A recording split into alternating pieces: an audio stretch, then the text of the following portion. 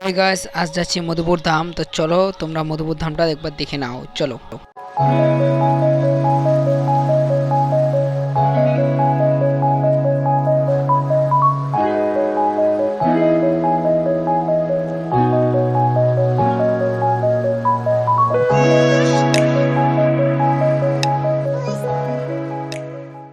মধুপুর চৌপতি থেকে ঠিক বাঁ দিকে যে রাস্তা চলে গেলো সেই দিকেই মধুপুর ধাম।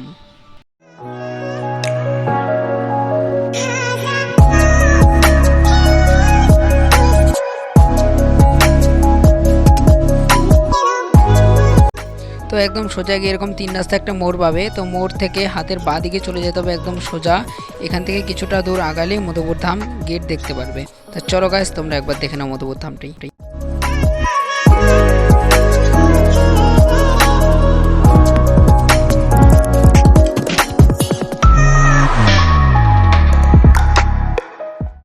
তো গাইস, আমি মধুপুর ধামে চলে এসেছি। এখন আমি মধুপুর ধামে ঢুকছি। তো তোমরা অবশ্যই তোমাদেরকে খুব তাড়াতাড়ি মধুপুর ধামটি আমি দেখিয়ে দেবো। তো চলো তোমরা মধুপুর ধামটি দেখে নাও। তা তোমরাও চলে আসো, অবশ্যই ঘুরে যাবে।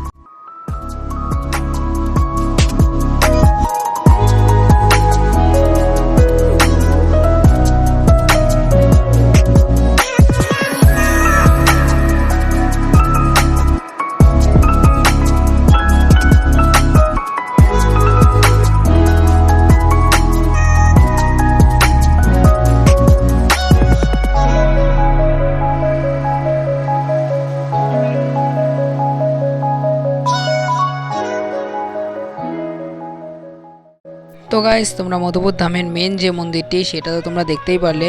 তো এটা আসামের যে অ্যাসামিস যারা কথা বলে তা তাদের নাকি এই মন্দিরটাই খুব সব থেকে বড় আর কি। তো সেটাই শুনলাম এখান থেকে আমি। তো আমি ওখানে ঘুরতে চলে এলাম। কোচবিহার থেকেও আমি জানতাম না এখানে মধুপুর ধাম বলে একটা ধাম আছে। আর এই যে এদিকে দেখতে পাচ্ছ, এদিকে হচ্ছে ওদের সব পান্ডাগুলো যে থাকে, তো ওইগুলো থাকার ঘর। তো এখানে বড় অনুষ্ঠান হলে এদিকে প্যান্ডেল করে। তো চলো তোমাদের পেছন দিকটা দেখিয়ে দিচ্ছি আমি একটু। তো এখানে বড় বড় বিল্ডিংও দেখা যাচ্ছে।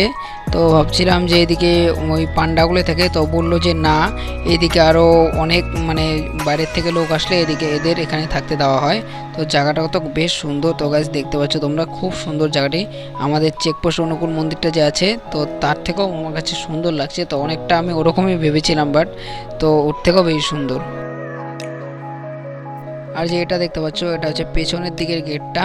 তো এই দিকে সবাই মানে বাহির পথ, আর তবে আমি এদিকে আর কি ঢুকছিলাম, প্রবেশ করছিলাম আর কি। তো এই যে রাস্তাটা দিয়ে প্রবেশ পথ, আর এটা হচ্ছে বাহির পথ আর কি। তো চলো ভেতরে গিয়ে ভেতরটা দেখা যাক।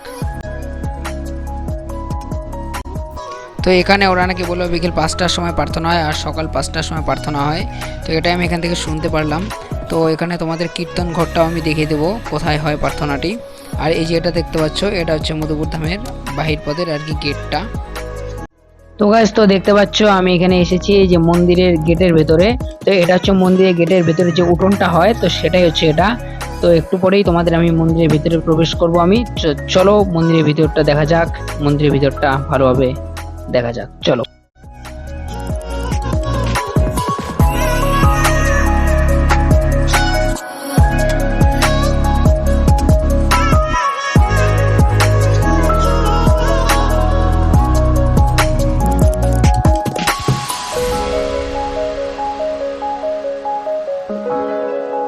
তো গাইস, চলে এলাম মন্দিরের ভেতরে। তো মেন যে মধুপুর ধাম মন্দিরটি আছে, তো সেখানে চলে এলাম।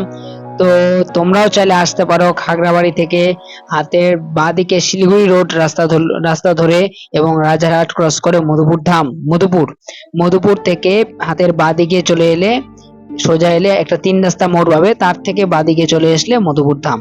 তো একদম সহজ, কোনো কঠিন ব্যাপারই নয়। তো অবশ্যই তোমরা মধুপুর ধামে চলে এসো। তো অবশ্যই মধুপুর ধামটা একবার দর্শন করে যাও। তো আমি কোচবিহারে থেকেও জানতাম না যে মধুপুর ধামটা এতটাই সুন্দর, খালি নাম শুনেছিলাম জাস্ট। তো চলো, তোমরা মধুপুর ধামটা তো ভেতরটা দেখিয়ে নিয়েছো, চলো বাকিগুলো দেখা যাক। তো তোমাদের ঠাকুরটা দেখাতে পারলাম না, তার কারণ ভেতরে ক্যামেরা এলাও করছিল না।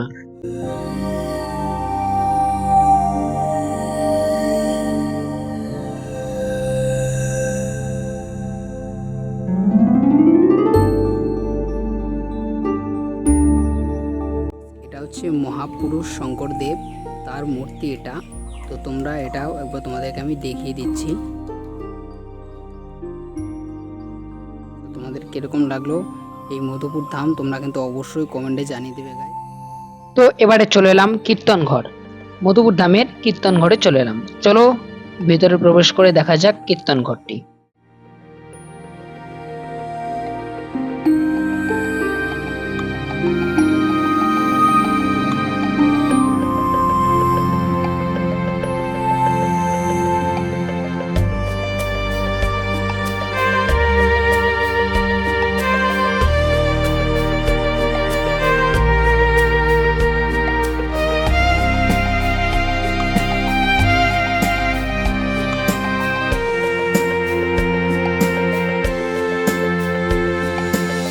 তো গাইস মধুপুর ধামের সম্পূর্ণ শুরু থেকে শেষ অবধি তোমাদের আমি দেখিয়ে দিলাম। তো আর বাকি যেগুলো ঘর বন্ধ ছিল আর কি, তো সেইগুলোতে হতে পারে যে যে কিছুই থাকুক না কেন, তো সেখানে ঘরগুলো বন্ধ আছে আর কি। তো তোমাদের সেটা আমি দেখাতে পারলাম না, সেটা খুবই দুঃখিত তোমাদের কাছে আমি। তো মধুপুর ধামটা আমার কাছে ভালোই লেগেছে। তো তোমাদের কিরকম লেগেছে অবশ্যই কমেন্ট করে জানাবে। এই কোচবিহারে থাকতেও আমি জানতাম না, আর আসি নাই কোনোদিন, ফার্স্ট। বন্ধুরা তোমরা যদি কোচবিহার ভ্রমণ করতে আসো, অবশ্যই কোচবিহার ভ্রমণের মধ্যে 3 থেকে 4টি জায়গা কমন জিনিস, যেরকম মদনমোহন বাড়ি, রাজবাড়ি, মধুপুর ধাম, বানেশ্বর শিব মন্দির। এই 4টা জিনিস তোমরা অবশ্যই ঘুরবে। তারপরে ছোটখাটো তো আছেই, আর অনেক কিছুই আছে, যেরকম এনএন পার্ক আছে, আর অনেক কিছুই আছে টুকটাক। তো এই সব কয়েকটা জিনিস যে আছে, এই কয়েকটা জিনিস বাদ দেবে না, প্রত্যেকটাই দেখবে। তো অবশ্যই তোমাদের এই জিনিসগুলো ভালো লাগবে, এখানে আসলেও মনটা আর কি ভালো লাগবে। ভগবানের যেরকম ঠাকুরের ধাম আর কি, ভালো লাগবে। যেরকম বানেশ্বর শিব ঠাকুরের ধাম, তারপরে রাধা গোবিন্দ মন্দির যেরকম, তারপরে হচ্ছে তোমাদের রাজবাড়িটা রাজার একটা বাড়ি, তো ওইটাকেও ভালো লাগবে তোমাদের। তো এটা হচ্ছে মধুপুর ধামের পরিক্রমা পথ।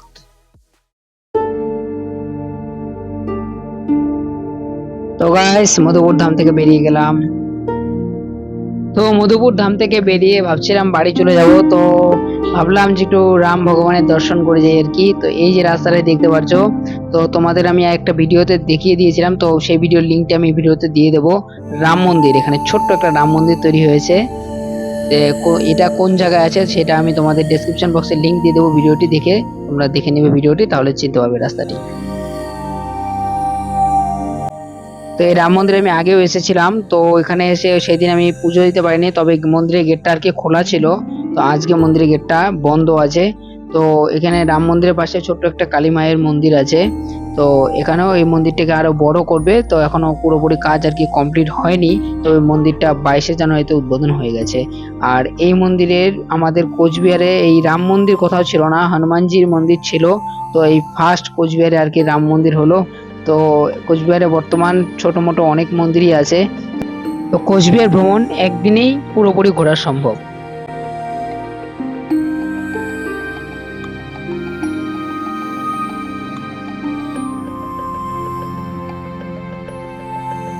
আর এটা হচ্ছে খাগড়াবাড়ি কালী মায়ের মন্দির, বাবা ভোলেনাথের মন্দির।